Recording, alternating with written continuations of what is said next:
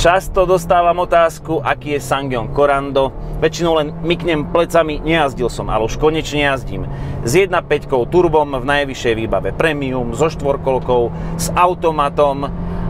A musím povedať, že si užívam 120 kW a 260 Nm a na ceste mi výkon nechýbal. Dokonca aj pri testovaní G-Topu som mal taký dobrý pocit z 50 na 100, 1,79. Zaradilo sa to niekde k Subaru XV s atmosférickým e-boxerom, ale musím zároveň povedať, že tí turboví benzínoví konkurenti ako Duster S-Cross sú trošku lepšie, predsa len v G-Tope aj časmi, aj vyššie v tabuľke.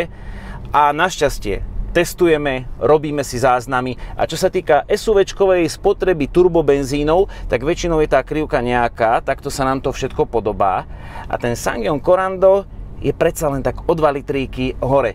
Ešte dokonca preskočil aj Hyundai 1.6 GDI v Tucsone, kde tá spotreba sa nám zdala vysoká, tu je to ešte viac. 9,5 na diaľnici, 9,8 na našom okruhu, 8,8 v meste, čiže spotrebou ma to trošku sklamalo, mal som lepšie očakávania, možno za to môžu aj zimné pneumatiky v tomto teple, ktoré tu mám, 19-palcové Nokiany, ale zase tie možno pomáhajú podvozku. Podvozok je taký neutrálny, tu sa javí trošku ako taký tvrdý na tých záplatách, ale zase, keď prejdem na štrkové cesty a sú tam nejaké takéto vlnky, tak to tak pekne sa pohojdá, možno to poteší chatárov, lebo mnohí sa pýtajú, chcem to aj na chatu, aj na ryby, aj do lesa. Možno, že Duster sa mi zdá taký suverénnejší v podvozku. Keď to zhrniem, zdá sa mi, že veľkým konkurentom Coranda, čo sa týka ceny, ponuky a výbavy, je Suzuki S-Cross. Áno, Suzuki S-Cross v tej top výbave končí trošku skôr s cenovkou. Toto je auto v topke, vo fullke, na ktoré sa pozeráte, ešte mám aj strešné okno a tu sa tá cena vyšplhala na 28 500 eur. Ale môžete mať Corando, ono tak začína okolo tej 20 000 hranice s tou možnosťou prikúpenia si automatu 6-stupňového iSynu a štvorkolky. Automat stojí nejakých 1500 eur a štvorkolka 1800. A tam sa dostanete k tomu výborne vybavenému Suzuki. No a keď som pri tej výbave, tak asi na prvý pohľad vidíte, že je tu všetko. Napríklad taký infotainment. Ten má aj Apple CarPlay, nemá ho síce vzduchom, mám to na kábli, mohol by som si aj bezdrôtovo nabíjať mobilný telefón.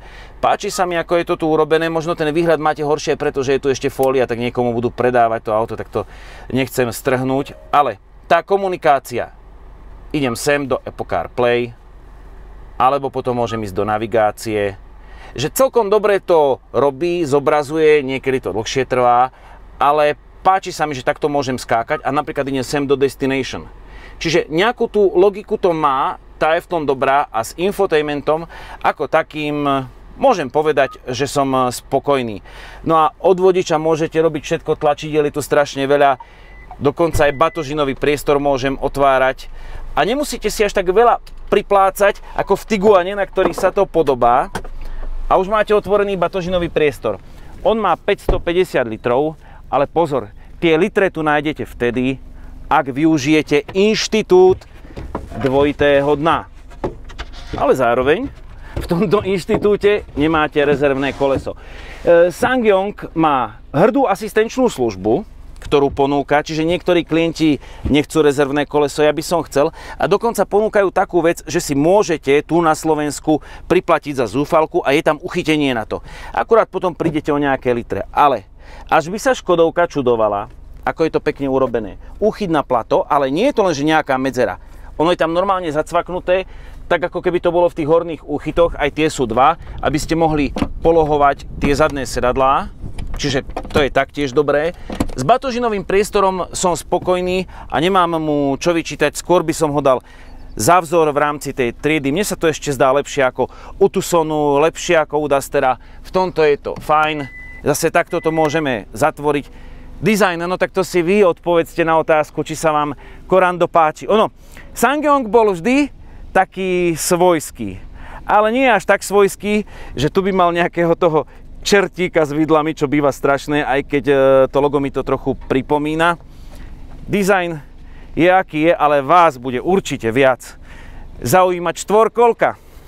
Ako to bude chodiť po známom belkovom blate. Kto siahne po štvorkolke, odporúčil by som mu asi automat. Tie ICiny zvykli byť dobré, nepočul som ani u SsangYongu nejaké sťažnosti, je tu 5-ročná záruka. Je pravda, že s manuálom by ste mali trošku viac krútiaceho momentu. Skúsime prekrížiť nápravy, poďme počúvať, ako je na tom tuhosť karosérie. Takže takto odhadujem, že teraz by sme už ten zadok mali dať do luftu, môžete sa pozrieť pod podvozok. Tam nie sú nejaké plechárčiny, alebo že by to bolo nejak špeciálne chránené. Akurát kolesá sú pekné, to sú 19-ky Diamond Cutting disky, človeče, Diamond. Ale ako podvozok nikdy nevrzgal, alebo že by nejaké búchanie v teréne, a dokonca ani teraz tá karoséria ani milimeter nezavrzgala. No a keď spomínam tých konkurentov Sportage alebo Tucson, tak mám tu niečo. To je zase tá technológia, že hore máte svetielka, vyzdobené, parádne, ledky nájdete aj v spätných zrkadlách, aj neviem kde všade, všetko je tu ledkami podsvietené, ale smerovečka je aká je. No a už keď som pri tých ligôtkach, priatelia, tak tých je v interiéri viac ako dosť. Na jednej strane mám pocit, že sa tu aj v slnečných dňoch všetko odráža, že mi to bije do tváre. Napríklad pozrite, tu už je prach. Keď som išiel s M-kou z Bratislavy, mi hovorí, oco, prečo sa musím na seba celý deň pozerať, že už mám túto dvojitú bradu a čo? Tak ja hovorím, no neviem, dieťa moje, a ešte v noci to za tým svieti. Takže tohto by som sa ja vzdal, otvorenie, to sa mi nepáči. Potom pravda je, že zase tlačidlá sú pekne sústredené, okolo takto v podstate taký Volkswagen style, sú pekne vypracované, dobrý mám z toho pocit, tu je taký centrálny ovládač, tu si dám lock medzinápravovej spojky, to sa mi teraz zíde, potom tu mám zase prepínanie režimov Normal, Sport a Winter. Dáme si teraz v podstate normál, môžem aktivovať takto zjazdový asistent, aby som vedel, ako mi to bude chodiť hore, dole, možno mu dám na známosť, že predsa len chcem nejaké také akože terénne správanie. A čo v rámci tých ligôtok musím pochváliť, tak to je cúvacia kamera, vážený. Parádne rozlíšenie, ani Mercedes by sa nemusel hanbiť a mnohé iné autá, napríklad do Renaultu Arkany by niečo takéto mohli dať. Parádne to reaguje na incoming traffic, vychádzate z parkovacieho miesta, akože pred výbavou, klobúk dole. No a uvidíme, ako to bude so štvorkolkou, poďme cúvať.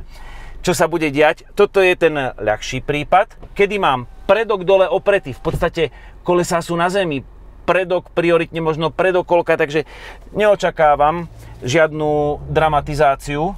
To si poviete, že Rasťo, tak toto už je aká štvorkolka, že to bez zaváhania. Videli ste Kugu a toto bez zaváhania. Pozrite, ako to prejde dozadu. Lenže je tu jedno lenže pri týchto štvorkolkách. Závisí od toho, ako krížite nápravy. Teraz som mal predok na zemi, takže ako prioritne možno v tej štvorkolke, ako keby prednokolka, tak s tým nemá problém. To hlavné, čo ťahá, bolo zaťažené, no ale ideme sa skúsiť vyškrabať hore. Ešte sa lepšie tak akože trošku dám dozadu. No, zjazdový asistent zasiahol aj smenom dozadu, to je dobré. No a ja sa takto trošku prekrížim a uvidíme, čo to bude hore robiť. Nedával som to polievať Peťovi, aby sme Corando veľmi netrápili. No a teraz som tu a vidíte, neviem ma ten zadok poslať dopredu. No, teraz na veľa a už mi bliká. Pozrite, ja vám to ukážem, čo sa práve udialo. Táto chvíľa stačila na to, aby sme mali z toho prednokolku. Už mi to blikalo červeným, aj sa mi to tu stalo párkrát. Čiže tá štvorkolka nie je na nejaké extrémne namáhanie v teréne alebo také súvislé. Čiže ak prekrížiť, tak prekrížiť na krátko. Potom to samozrejme zaberie. Mne sa páči možno ten bočný profil Coranda, je taký aj užitkový, aj zaujímavý, rovnejšia kapota. Čo sa týka rozmerov, tak presne to plieska tam niekde, ako je Kia Sportage. Ale oproti iným SUVčkám, ktoré tu máme otestované na našich SUV drivingoch, sa mi zdá, že Corando má dobre urobený predný nárazník a má dobre urobený ten prejazdový uhol. Áno, tu si to musím trošku akože takto nakrížiť, aby to nešuchlo, ale sú autá tejto cenovej kategórie, napríklad zo Suzuki by som tu musel dávať podstatne väčší pozor.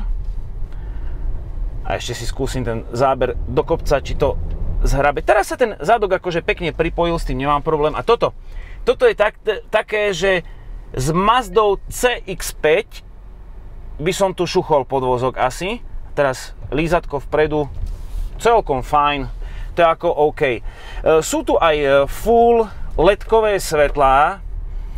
Pre mňa je to trošku možno sklamanie, svietia, ale v tých stretávacích je to také príliš ohraničené. Možno by som si pýtal viac, alebo čakal som, že keď zapálim full LED, takže to bude taká rampa. Ešte neviem tuto ten ňufáčik, čo bude robiť, že či sa to... nie, nešuchlo sa to. Pozrite, opäť to dám do takého bočného náklonu, trošku sa s tým pohrám, až mi je trošku na žalúdok blbo, ale ani to nezavrzgalo. No a tuto bude mať nejaké blatko, tak si skúsime taký štart, že ako sa spamätá tá štvorkolečka. V podstate mám to čo? V normálnom režime, takže to pôjde. Toto je rozhodné, pekné, ale na podvozku mi trošku prekáža to také skackanie. Trošku si tu občas hopkám ako na koze. Hovoril som o spotrebe na začiatku a vznikne vám možno taká dilema, či predsa neísť do dízla toho 100 kW, ktorý je v ponuke Sangyongu. No, je o 3000 eur drahší. Tak teraz čo? 3000 eur teraz a nižšia spotreba, alebo radšej budem s ľahkou nohou jazdiť na Corande. V Blatách je dobré, čiže tam si treba vybrať, nájsť nejaký taký dobrý pomer. Čiže v teréne sa mi to zdá, čo sa týka tých prechodových uhlov a tak fajn. A teraz čo? Je dobre utesnené? Corandíčko, premiérovo. U Peťa Belka ideme robiť kupiky. Tak dobre, mám to tu všetko pripravené, mám tam lok a možno ak spojka doteraz nestihla vychladnúť, tak teraz určite vychladne. Tu je vody, ale musím pridať. No a teraz začalo to trošku šmíkať, tak som čakal akože taký silnejší záber, že keby tam bolo blato, tak by som chcel tak nejak viac to dostať hore. No a teraz to... Počkaj, skúsime takto SP off, aby som ja vlastne odišiel domov. Check surrounding safety. No a mi to uberie.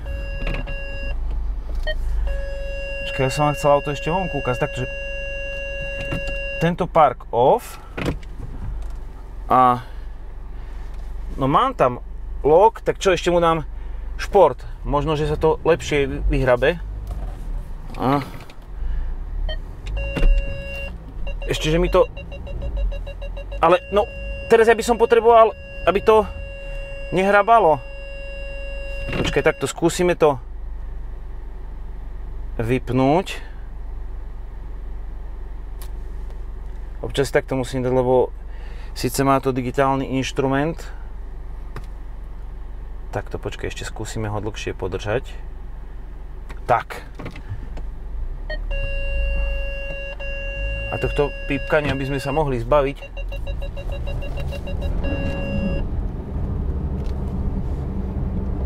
No.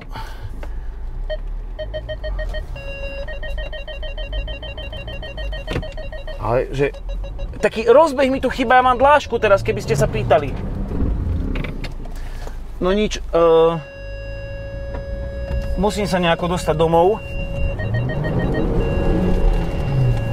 Nejakým spôsobom to musí ísť. Takže z bazéna som nevyšiel na prvú šupu. Škoda, ja mám skúsenosti s tým Sangyongom nejaké a ja som tým štvorkolkám akože veril. Tak, teraz som osobne zvedavý, ako sú prekryté prahy. Niečo mi tečie. Ale ako dnu sa voda nedostala podľa všetkého, ale vidíte, aj to prekrytie nie je úplne, že ten spodok prahov nie je zakrytý. Takže toto je ako je, radšej tak obyčajne na chatu. Poľovníci musia asi iný Sangyong zvoliť. Mne, čo sa páči, tak je aj napriek tej vnútornej pestrosti. Spracovanie, tlačidlá, je to všetko jednoznačné, jednofunkčné, že keď chcem ten line assist vypnúť, tak to nemusím robiť cez menu a ináč tie asistenčné systémy ako dištančný radar. Toto všetko je to na tej najvyššej úrovni a by som povedal, že to aj pracuje tak. Skoro v niektorých prípadoch, neviem, či som v Sangyongu alebo v Mercedese, keď už tak tam bolo nejaké spojenie. Ale pozrite volantík, akože je to jednoznačné, či ovládate palubný počítač, alebo ovládate ktorékoľvek prvky. Dokonca tu môžeme ešte takto trošku voliť aj medzi tými jednotlivými menu. Takto si meniť digitálny kokpit. Len trošku, keď vonku svieti slnko, tak nie je to až tak akože viditeľné. No nič, tak... Vypíname svetla. Grafiky veľkolepé. Tak Rastík, nezamáš si nohy, ešte ozaj sedenie vzadu. To by ste chceli vidieť, ako je na tom. Pozrite, podal som sa dozadu, úplne do tej krajnej polohy a vmestím sa sem. Mám veľa miesta nad hlavou. V tomto pre rodinky, akože Corando bude podľa môjho názoru super. OK. No tak si to skúsme, to naše bádanie zhrnúť. Jazdil som s Corandom. Môžem vám povedať, dizajnovo mi neprekáža, má peknú paletu farieb, možno by som radšej pre istotu volil 18-palcové kolesá pre taký lepší komfort. Výkon v motore mi na danú triedu nechýba, do Chorvátska vás to odvezie. Akurát po tej chorvátskej diaľnici budete ako ja s Grand Scenikom 9,5, len taký fukot, keď som mal ešte veci na streche, čiže spotreba je, aká je. Batožinový priestor výborný, rodinne orientovaný, miesto vpredu fajn, nič mi takto ako nejak neprekážalo, aj v ramenách, no a miesto vzadu ste videli. Či tomu neveríte, keď tam ja sedím, ale ako zase takto, no veď, aha, teraz sa pozrite, že naozaj je to sedadlo vzadu a dá sa tam podľa mňa vmestiť. No a vmestí sa tam Šulenko. Áno, predtým to bolo lepšie, ale nie je to zlé. A ďakujeme za ničím nerušenú pozornosť. Ahoj na budúce!